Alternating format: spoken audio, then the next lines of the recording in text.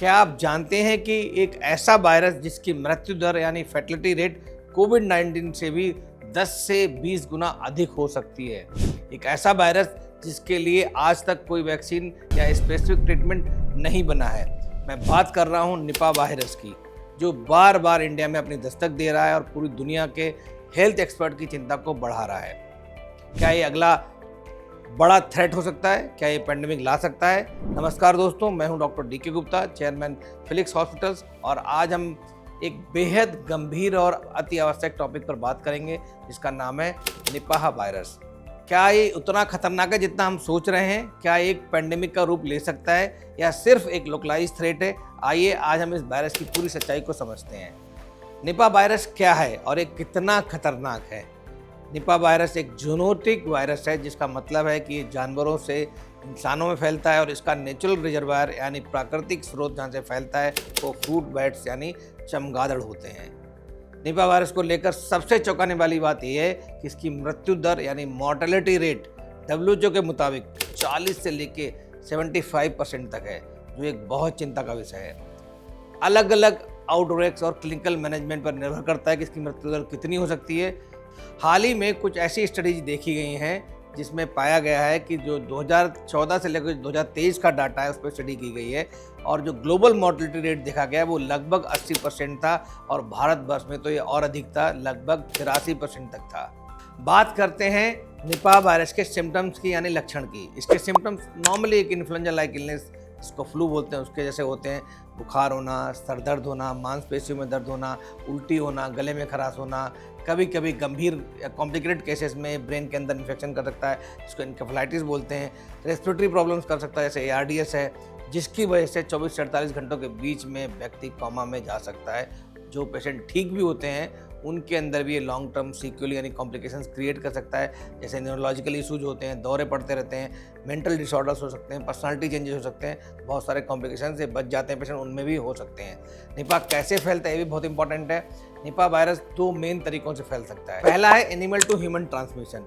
Infected bats मतलब जो संक्रमित बैट्स हैं उनके कॉन्टामिनेटेड प्रोडक्ट्स होते हैं, जैसे उन्होंने कुछ फ्रूट्स खा ली, पार्सली ईटन है या रॉ डेट्स हैं, उसके सीधे संपर्क में आने पे, या वो कोई इन्फेक्टेड पिग है वहाँ पे, उसके संपर्क में आने में अगर ह्यूमन बींग आते हैं तो उनको ये फैल सकता है। दूसरा है ह्यूमन टू ह्यूमन ट्रांसमिशन, मतलब अगर किसी व्यक्ति को हुआ है उससे दूसरे व्यक्ति को होना है।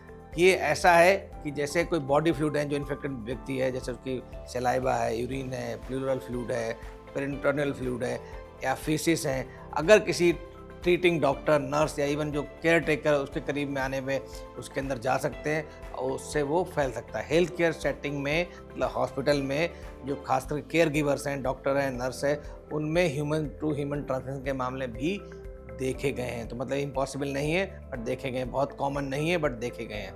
तो क्या निपाह वायरस अगला पेंडेमिक कर सकता है? WHO ने निपाह को प्रायोरिटी पैथोजन की लिस्ट में रखा है।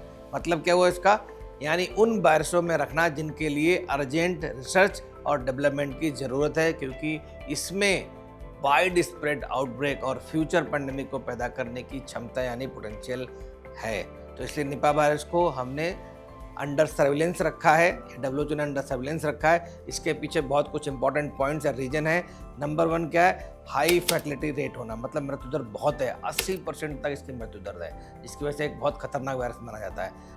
नंबर 2, कोई भी इसका स्पेसिफिक ट्रीटमेंट या वैक्सीन नहीं है। आज तक निपाह वायरस के लिए कोई स्पेसिफिक एंटीवायरल ड्रग या प्रिवेंशन के लिए कोई वैक्सीन उपलब्ध नहीं है। ट्रीटमेंट सिर्फ सपोर्टिव केयर तक ही लिमिटेड है, मतलब खांसी के लिए, बुखार के लिए हम लोग सिंपल IV फ्लूइड, एंटीबायोटिक्स और एंटीपायरेटिक्स देते हैं। इसके अलावा कोई भी एंटीवायरल ड्रग नहीं है, ना ही कोई वैक्सीन है।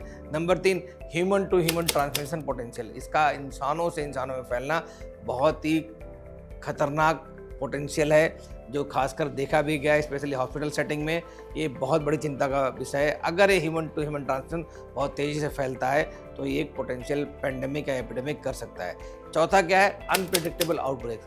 भारत में खासकर केरल और वेस्ट बंगाल जैसे राज्यों में इसके कई स्पोरेडिक आउटब्रेक्स हुए हैं, जो इसकी एंडेमिक नेचर को दिखाते हैं। मतलब ये वायरस हमारे सोसाइटी के अंदर इन एरियाज में एटलीस्ट एंडेमिक है, मतलब वहाँ रहता ही है। लेकिन अच्छी बात यह है कि निपा वायरस अभी तक एयरबॉर्न ट्रांसमिशन से लिंक्ड नहीं है, मतलब इसका स्प्रेड एयरबॉर्न नहीं है, मीन्स कफिंग स्नीजिंग से अभी नहीं फैलता जैसा कि कोविड में होता था। इसकी ट्रांसमिशन फिलहाल लिमिटेड और लोकलाइज आउटब्रेक तक ही देखी जाती है, इसीलिए ये अभी तक एक सीरियस लोकलाइज थ्रेट है, ना कि इमिनेंट ग्लोबल पैंडेमिक।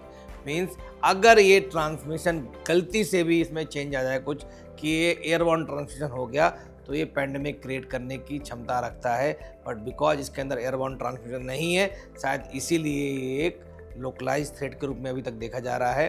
अब बात करते हैं निपा वायरस से बचाव के बारे में। जब तक कोई वैक्सीन या स्पेसिफिक ट्रीटमेंट नहीं मिलता तब तक प्रिवेंशन ही बेस्ट क्योर है, बेस्ट इलाज है, उसी के बारे में हमें सोचना चाहिए।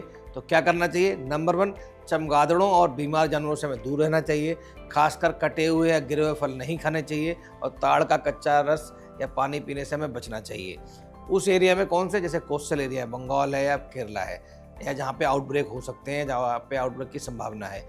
नंबर 2, अपने हाथों को साबुन और पानी से बार बार धोना चाहिए। नंबर 3, यदि आपके आसपास कोई व्यक्ति निपा के लक्षणों के साथ बीमार दिख रहा है या सस्पेक्टेड भी है तो उससे करीबी संपर्क बचाने से बचें और तुरंत मेडिकल हेल्प लें। नंबर 4, निपा के लक्षणों को पहचानें, और अगर आपको या आपके परिवार में किसी को ऐसे लक्षण दिखें तो तुरंत डॉक्टर से संपर्क करें। अपनी ट्रैवल हिस्ट्री या एनिमल एक्सपोजर अगर आपको कोई हुआ है तो प्लीज़ अवश्य बताएं, कुछ चीज़ छिपानी डॉक्टर से नहीं चाहिए। और नंबर 5, सबसे इम्पॉर्टेंट जिस पे सरकार को काम करना है, हमारे पॉलिटिकल सिस्टम को काम करना है, हमारी ब्यूरोक्रेसी को काम करना है, वो है हेल्थ केयर सिस्टम को मजबूत करना होगा, सर्विलेंस बढ़ाना होगा, इन्फेक्शन कंट्रोल के प्रोटोकॉल्स को और मजबूत करना होगा। निपा वायरस एक गंभीर खतरा है, लेकिन पैनिक की बजाय स्मार्ट और इन्फॉर्म्ड रहना हमें आवश्यक है। इसकी हाई मॉर्टलिटी रेट हमें बहुत कुछ सिखाती है कि जैसे हमें हेल्थ इमरजेंसीज के लिए तैयार रहना चाहिए, हमें कोविड-19 से लेसन्स लेने चाहिए कि early detection, prompt treatment, rapid response complication और डेथ को बचा सकता है। ग्लोबल कोऑपरेशन बहुत इंपॉर्टेंट है, बहुत क्रूशियल है।